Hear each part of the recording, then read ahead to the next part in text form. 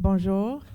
Bonjour, je suis Suzanne Mills, je suis une chercheuse école pratique des hautes études à CRIOB et je m'intéresse aux mécanismes que les organismes utilisent pour faire face aux perturbations. Donc, j'ai utilisé les mêmes définitions que Nabila a utilisées ce matin. Et cet diagramme montre les écosystèmes dans les rondes. Et quand il y a une perturbation qui est sur ce axe, les écosystèmes peuvent changer de là jusqu'à là, mais ils restent dans cette boîte blanche. Et si l'écosystème peut absorber la perturbation sans changer son fonctionnement ou ses services, on peut dire que c'est un écosystème résilient. Par contre, qui est le cas ici. Par contre, ici, l'écosystème passe dans un fonctionnement différent, avec des services différents. Il est plus résilient. Et c'est encore moins résilient plus qu'on passe à droite. Et alors, les récifs coralliens sont considérés un des écosystèmes les plus vulnérables au changement climatique à cause de la symbiose entre le corail et les zooxanthellae. Donc ici, on a le polype où il y en a beaucoup sur le corail.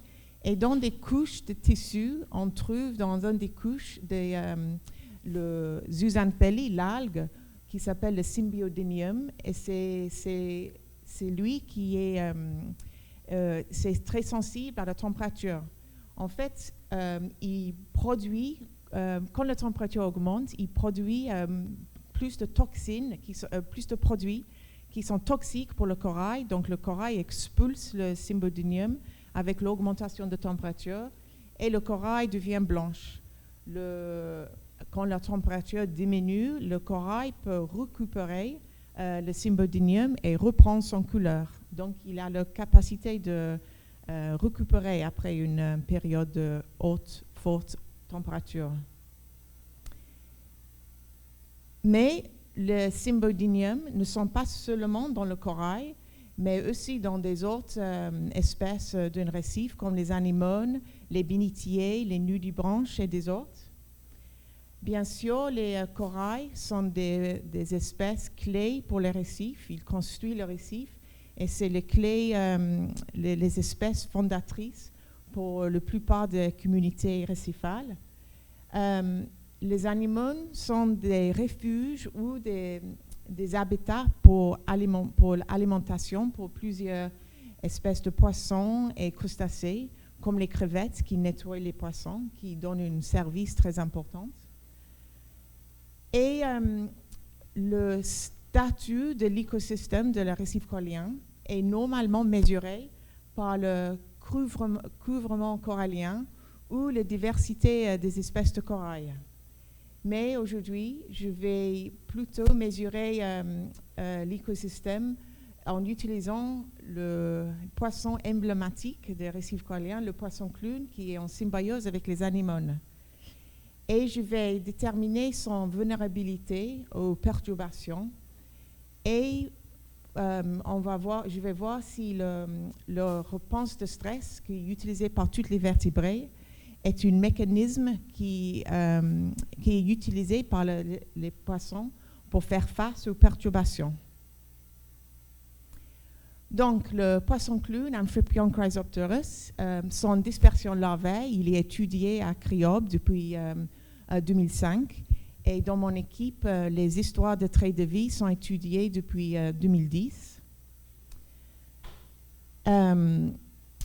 Le cycle de vie, les adultes pondent les œufs jusqu'à côté de l'anémone. On le voit ici sur la roche. Et ils sont attachés à la roche et ils font leur incubation pendant 6 ou 7 jours, qui nous facilite de prendre des photos et mesurer précisément avec des photos le nombre des œufs fécondés. Et aussi, on peut récolter les œufs pour les ramener à CRIOB, pour les éclore et élever dans l'aquarium. Donc, au bout de 6-7 jours, ils éclosent et ils ont une période de dispersion larvaire dans le milieu océanique de 11 à 12 jours. Ensuite, ils s'installent, ils reviennent dans le lagon pour s'installer. Et quand ils sont matures sexuellement, ils deviennent adultes. Donc, les poissons ne bougent pas pendant toute la vie. Ils restent dans un seul anémone. Ils sont peu profonds, donc c'est facile à étudier. Et ils sont faciles à capturer. Et donc, je puisse prendre des prises de sang sans tuer les poissons et plusieurs fois dans leur vie. Donc, pour déterminer la vulnérabilité et la résilience, j'ai étudié plusieurs perturbations locales et une perturbation globale. Et à la fin, je vais utiliser un modèle pour voir si ce système est résilient aux perturbations. Donc, la première perturbation locale, c'est le bruit sous l'eau. Donc, cette carte du monde, toutes les lignes montrent les passages des bateaux. Et plus les lignes passent en jaune et orange, plus qu'il y a de passages de bateaux. Si c'est des grands conteneurs ou des petits bateaux de plaisance. Et cette étude a été faite en collaboration avec les Anglais. Donc, on a mesuré les bruits de plusieurs bateaux sous l'eau. On a aussi mesuré le bruit ambiant de récifs. Et on a passé cet son sous l'eau grâce aux haut-parleurs à 1 mètre de nos poissons-clowns. Et on avait 2 périodes d'exposition, 30 minutes ou 2 jours. Et à la fin de cette exposition, nous avons capturé les poissons pour prendre des prises de sang. Donc en premier, j'ai regardé leur réponse de stress. Donc après chaque perturbation, toutes les vertébrés produisent un glucocorticoïde et les poissons, ça s'appelle le cortisol. Et ensuite, il y a beaucoup de physiologie qui est modifiée grâce à cette hormone cortisol. Donc, ce qu'on voit, au bout d'une demi-heure, il n'y a pas d'impact sur le cortisol. Par contre, au bout de 2 jours de bruit de bateau, le cortisol est très élevé dans les poissons qui ont subi cette perturbation. Maintenant, pour voir si les individus sont stressés chroniquement, il faut regarder à le système endocrinien en total. Et pour ça, il faut subir le poisson à un stress standardisé, qui est une capture pendant une demi-heure. Et là, normalement, les individus répondent par l'augmentation de l'hormone de stress, le cortisol. Ce qui est le cas pour tous ces groupes d'individus qui ont subi le bruit ambiant ou le bruit de bateau juste pour une demi-heure. Le cortisol est augmenté. Ça veut dire que le système endocrinien fonctionne bien. Par contre, ceux qui étaient stressés au début, ils n'ont pas pu faire face à un deuxième stresseur. Donc, est-ce que ça peut avoir des impacts sur son survie? Nous avons aussi regardé des autres hormones dans le poisson. On a regardé que le taux de testostérone est augmenté quand il y a le bruit de bateau. C'est toujours en rouge. Et aussi, le testostérone est corrélé avec un comportement d'agressivité, l'agressivité territoriale. Et quand les organismes sont plus agressifs, on utilise beaucoup plus d'énergie, donc il faut augmenter notre nourriture.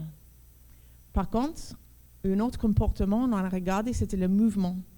Et on a vu que soit au bout de 30 minutes ou au bout de 2 jours, ils ont passé plus de temps cachés dans le anémone. Donc, comme ils se nourrissent dans le colon d'eau, s'ils sont cachés, ils ne peuvent pas se nourrir, donc il va avoir un manque d'énergie pour faire ses activités normales. Et on a vu aussi que ce comportement était lié avec le hormone de cortisol.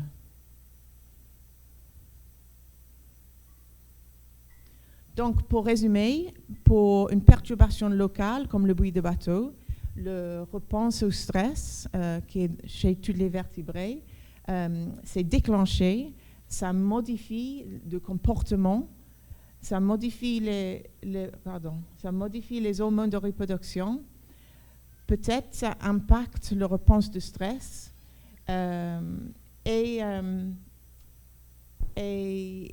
mais la question, c'est est-ce que les individus peuvent s'habituer au bout d'un certain temps?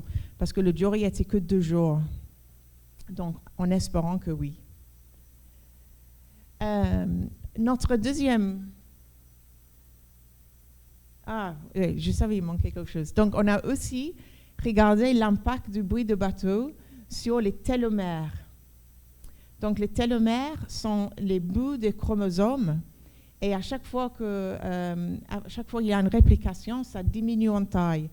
Et il y a des liens avec la longueur du télomère, avec la durée de vie de l'individu.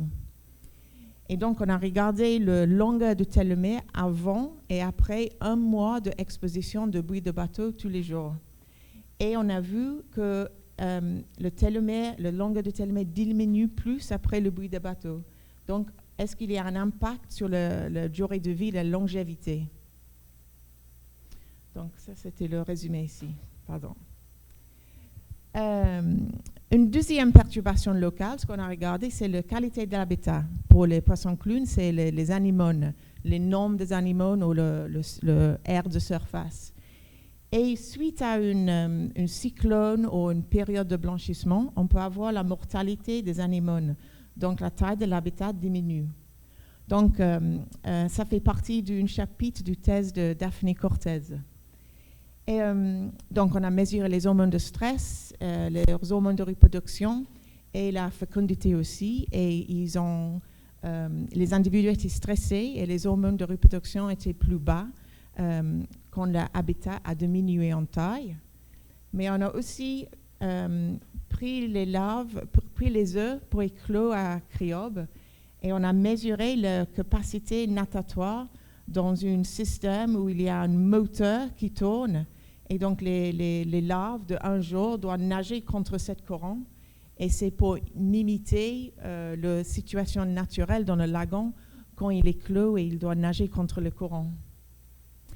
Et on a regardé que après la diminution de l'habitat, donc c'est les larves qui viennent de le même couple avant et après la perturbation de l'habitat. Et les larves nagent plus vite après la perturbation de l'habitat. Donc, est-ce que